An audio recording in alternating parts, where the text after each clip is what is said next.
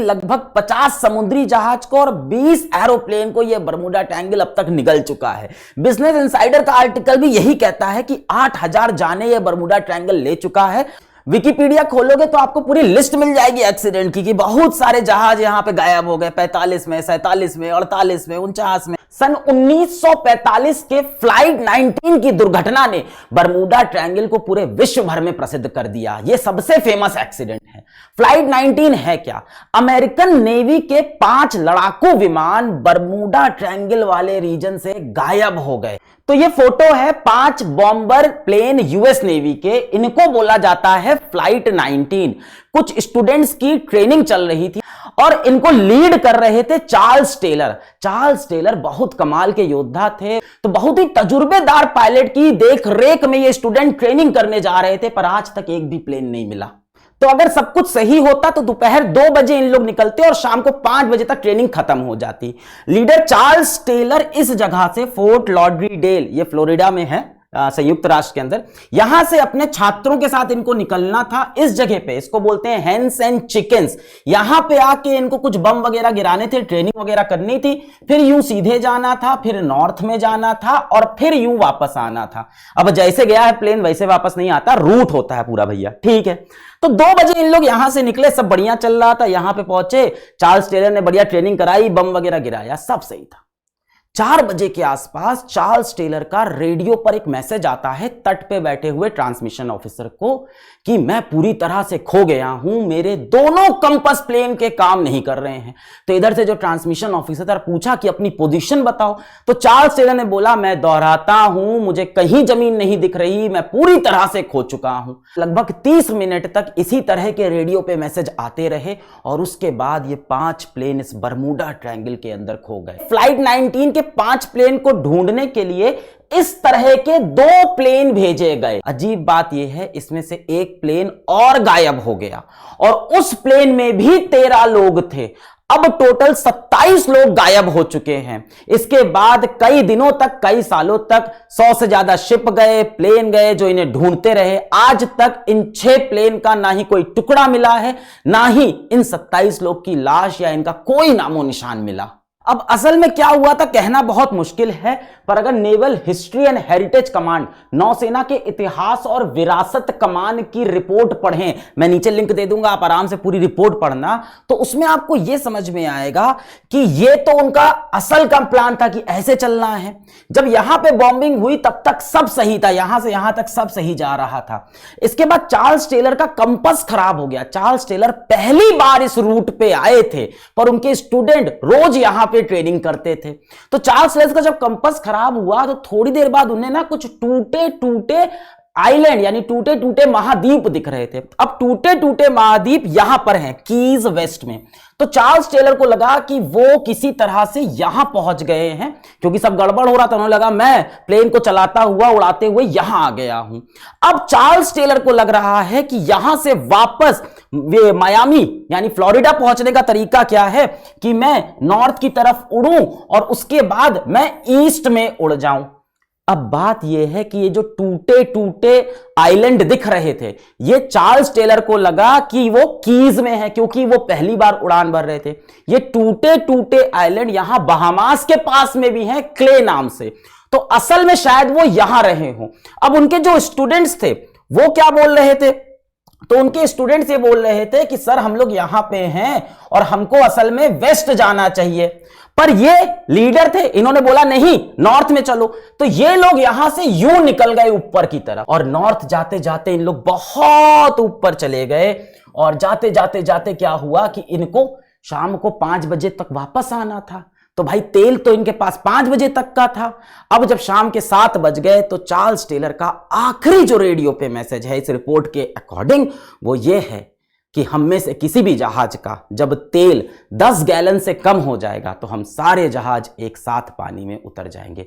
तो इनका तेल खत्म हो गया, ये लोग पानी में उतर गए और वहां पे अटलांटिक ओशियन में पूरी तरह से खत्म हो गए। एक और कहानी है बरमूडा ट्रायंगल की जो बहुत फेमस है, वो है एलन ऑस्टिन शिप की, सन 1881 की। बहुत पुरानी कहानी है। ये बहुत बड़ा शिप था। ये लंदन से न्यूयॉर्क जा रहा था, कुछ माल वगैरह लेके, कार्गो वगैरह और कुछ लोगों को लेके। लंदन से न्यूयॉर्क के रास्ते में एलन ऑस्टिन शिप पास किया सरगासो सी से।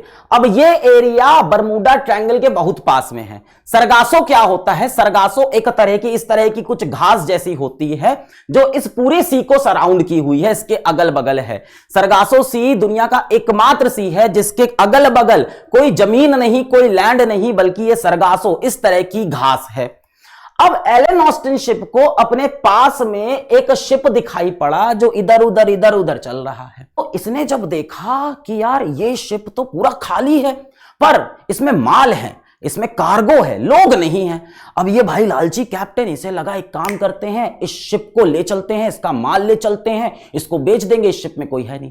पर पुराने जमाने में क्या होता था, इस तरह की शिप में डाकू घुस जाते थे, सबको मार देते थे और सारा सामान लूटते थे। तो इसको यह भी डर लग रहा है कहीं इसमें डाकू ना छुपे हो। तो कैप्टन बेकर क्या करता है, अपने 4 सबसे बेहतरीन आदमियों को, एकदम जो गुंडे टाइप के थे, उनको बोलता है ये कट्टा गोली बारूद सब लेके जाओ और वहां अगर कोई डाकू आकू है तो उसको मार दो। जब वो शिप के अंदर गए, जो शिप ऐसे ऐसे ऐसे डोल रहा था, उसके अंदर गए तो देखा कि भैया टेबल पे खाना लगा हुआ है और किसी ने खाना छुआ नहीं है। पूरा शिप अच्छे से एकदम डेकोरेटेड, बहुत सुंदर लग रहा है, पर अंदर एक इंसान नहीं है। कि जो कैप्टन का जगह होता है, जहां कैप्टन शिप का बैठता है, उस जगह पे सब व्यवस्थित था, सिर्फ 2 चीज नहीं थी। एक उसकी लॉग बुक में भाई पूरी कहानी होती है कि ये शिप कहां से कहां गई है, जहाज कहां से कहां जा रहा है, पूरा डिटेल लिखा होता है। दूसरा कैप्टन का नेम प्लेट, कि भैया उस कैप्टन का नाम क्या था जो इस शिप को चला रहा था और कहां गए ये लोग। तो थोड़ा सा इन 4 लोगों को डर लगा, पर लालच तो था ही, तो इन्होंने कहा चलो इस शिप को लेके चलते हैं। अगले 2 दिन तक ये दोनों शिप अगल बगल चलते रहे। कैप्टन खुश है कि इसको ले जाके न्यूयॉर्क में बेचेंगे, पैसा कमाएंगे। फिर क्या हुआ, 2 दिन बाद एक भयानक तूफान आया, घंघोर तूफान आया, और वो जो दूसरी वाली शिप थी जो कैप्टन के 4 लोग लेके चल रहे थे, वो गायब हो गई। अगले कई दिन तक वो शिप दिखाई नहीं पड़ी, पर कुछ दिन बाद कैप्टन ने फिर से अपने स्पाई ग्लास से, जिसको बोलते हैं दूरबीन से, देखा वो शिप फिर से दिखाई दे रही थी, पर जो उसके 4 आदमी थे वो दिखाई नहीं दे रहे थे। अब इस शिप का नाम दे दिया गया घोस्ट शिप, भूत का शिप। कहानी ऐसी भी है कि इसके बाद कैप्टन ने फिर से अपने कुछ लोगों को बोला, पैसा रुपया का लालच दिया, बोला जाओ शिप को लेके चलते हैं, और दूसरी बार फिर तूफान आया और यह शिप गायब हो गया। कैप्टन ने न्यूयॉर्क पहुंच के ये कहानी बहुत सुनाई, कई किताबों में भी ये कहानी लिखी हुई है, पर सबसे बड़ी बात ये इतनी पुरानी कहानी है कि इसका कोई दस्तावेज मौजूद नहीं है। ऐसी कहानियां जिसका कोई दस्तावेज नहीं हो, इतनी पुरानी हो जाती हैं, जो कई लोग सुना रहे हैं, इसको बोलते हैं लेजेंड्स। तो इसको बोला गया ये एक सिर्फ अर्बन लेजेंड है, इसका कोई सबूत मौजूद नहीं है। अब अगली जो घटना है वो सबसे इंटरेस्टिंग होगी, क्योंकि उसमें समय यात्रा, टाइम ट्रेवल आ जाएगा।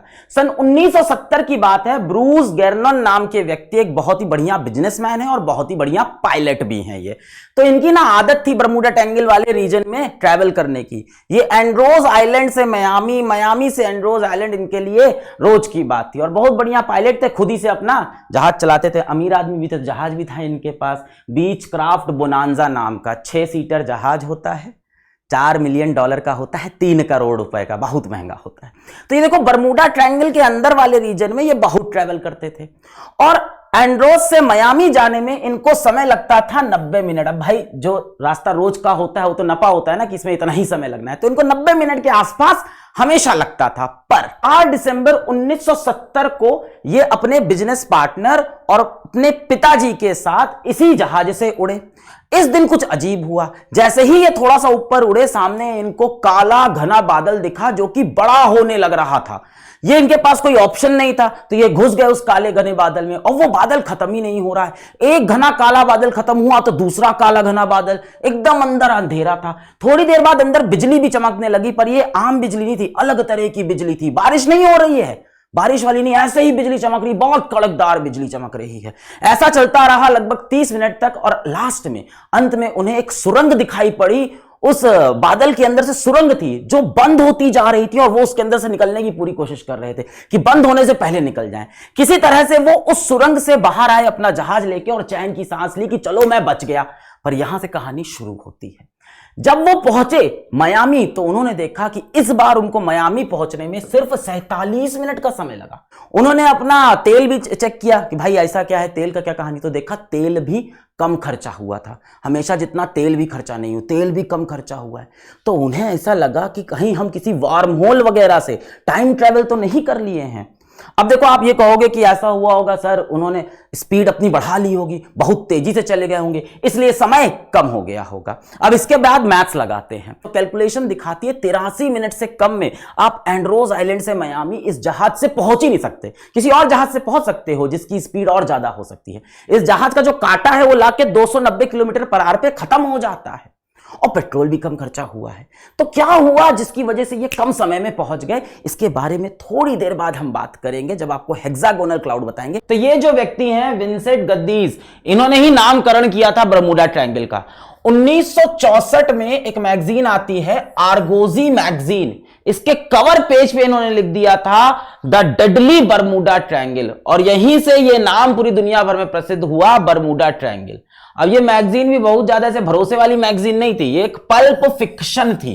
पल्प फिक्शन मतलब वो सस्ती मनोहर कहानियां, देखिए कि नहीं, अरे यार इस तरह की किताबें जो बड़े लोग बोलते हैं घर में नहीं पढ़नी है, छुपा के रख देते हैं कहीं, है ना, बिस्तर के नीचे दबा के रख देते हैं, वो वाली कहानियां जो बच्चों को छुपाई जाती है और जिसमें मनोहर कहानियां, फिक्शन स्टोरी है भैया ये। और सबसे बड़ी बात भैया, इसके ऊपर गाने भी गाए गए हैं। आपको एक गाना सुनाते हैं। अब तक आपको भी लगने लगा होगा कि ये बरमूडा ट्रायंगल में क्या है भैया, जो इतने सारे जहाजों को, एरोप्लेन को ये खा जाता है, गायब कर देता है। तो कुछ लोग ऐसा मानते हैं कि यहां समुद्र के अंदर एक बहुत बड़ा ड्रैगन है, एक राक्षस रहता है अंदर, जो बाहर निकलता है ऐसे आके जहाज को खा के अंदर चला जाता है। बताइए, ऐसी फालतू बातें हो रही है। कोई बोलता है कि ये एलियनों का काम। अच्छा, एक और कहानी है, वो है सिटी ऑफ अटलांटिक की, यानी अटलांटिक सागर के नीचे एक शहर बसता है जिसमें इंसान नहीं रहते, फिशमैन रहते हैं। ऐसे लोग जिनकी आधी बॉडी, आधा शरीर मछली का, आधा शरीर इंसान का, है ना। एक्वामैन वगैरह मूवी देख के इंस्पायर्ड कहानी है। और यहाँ पे वो रहते हैं और ऊपर आते हैं और पूरा का पूरा जहाज ले जाते हैं, इंसानों को ले जाते हैं, नीचे गुलाम बना के यहीं रहते हैं अंदर। तो ये सब बकवास कहानियां हैं। अब मैं आपको बताता हूं कि असल में क्या होता है। तो बरमूडा ट्रायंगल जैसी भयानक जगह पे जहां कोई जहाज नहीं बचता है, कोई एरोप्लेन नहीं बचता, क्या कोई जहाज अब वहां जाता भी होगा? कोई एरोप्लेन जाता होगा? नहीं, उसके दूर दूर से निकल जाता होगा। ऐसा ही लग रहा है ना। अब दिखाते हैं। ये वेबसाइट है फ्लाइट रडार 24, ये बताती है कि किसी एक जगह पे कितने प्लेन, एरोप्लेन उड़ रहे हैं। तो ये कल रात की फोटो वैसे वहां से मैंने खींची है। तो कल रात में देखो ये बरमूडा ट्रायंगल वाली जगह पे कितना ज्यादा प्लेन का ट्रैफिक है उस जगह पे। इसी तरह से एक दूसरी वेबसाइट है मरीन ट्रैफिक, ये बताती है किसी पानी में किसी जगह पे कितने जहाज चल रहे हैं। तो वहां की ये भी कल रात की फोटो है, बरमूडा ट्रायंगल वाली जगह की फोटो है। देखो कितना सारा जहाज है ना, छोटा छोटा चींटी जैसा दिख रहा है, बड़ा बड़ा जहाज। तो बरमूडा ट्रायंगल वाली जो जगह है वो वर्ल्ड की one of the most traffic वाली जगह है, सबसे ज्यादा बिजी जगह है वो।